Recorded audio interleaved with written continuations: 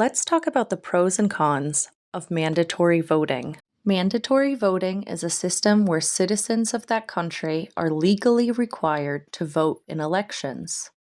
Countries like Australia, Belgium, and Brazil have all implemented this system. They often come with fines for those who don't participate in the election.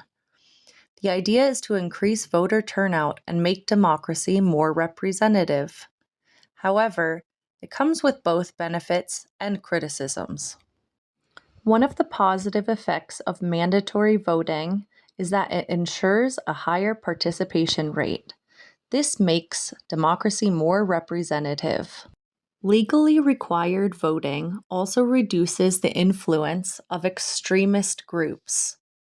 When only a small percentage of people vote, extremist views can have a disproportionate influence. Thirdly, it encourages political awareness. If people are required to vote, they are more likely to educate themselves about the candidates, policies, and topics that are being discussed and debated. This leads to a more informed electorate and better decision making.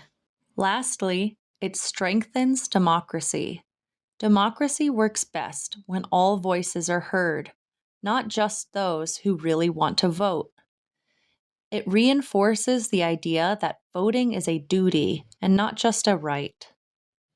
Arguments against mandatory or required voting are that it violates freedom of choice. Some argue that democracy includes the right not to vote. It forces people to vote and can be seen as a government overreach. Some people say that if people are forced to vote, some may do so without researching candidates or policies. This could lead to random or uninformed choices, which affect the election outcome. The last reason is that it doesn't address the root cause of low voter turnout, or why not so many people are voting. Many people don't vote because they don't feel connected to politics and they don't feel like it's important to them. Instead of forcing them to participate, efforts could focus on making politics more exciting, engaging, and representative. Other suggestions to help boost voter turnout is by making Election Day a holiday.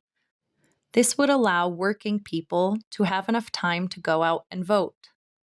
Another option is expanding early voting and mail-in ballots for the convenience of people and for those who are not physically able to get out and vote, for example, the elderly or old people.